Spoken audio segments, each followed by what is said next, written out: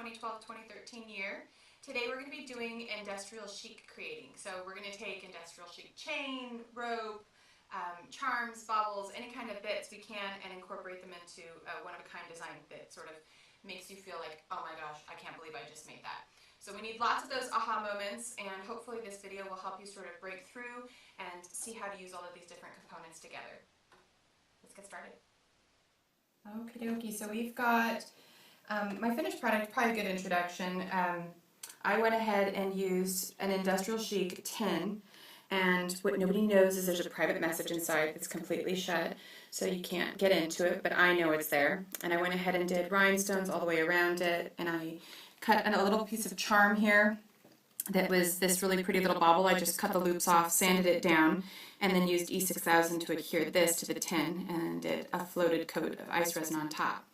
But I think one of the neatest things is how I did the chain. I went ahead and used this particular type of rope, and it's a really pretty shabby chic kind of pink, and I just basically pulled it off. And I find that when you first cut it, it's frayed, so if you take a little lighter and you just basically singe and kind of crisp off the ends and make it all tight together, that's the best way to go. And then I took a little dollop of E6000 and I glued it on to this little bead cap or tassel cap, whatever you want to call it. So I used 2 of these little components, and then basically I just went ahead and attached some of the industrial chic chain, as you can see here. So it completed a really neat little look, and I just made myself my own little fun tin. So this has to be probably one of the easiest projects that you could do.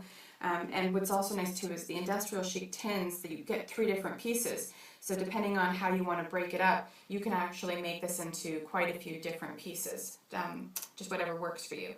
So if you have any questions about how to float the coat of resin or do your own mixing of resin, go ahead and go to iceresin.com and see how to do the tutorial on mixing resin and pouring it, and then you can see how to pour it on top of the tin and make that your own.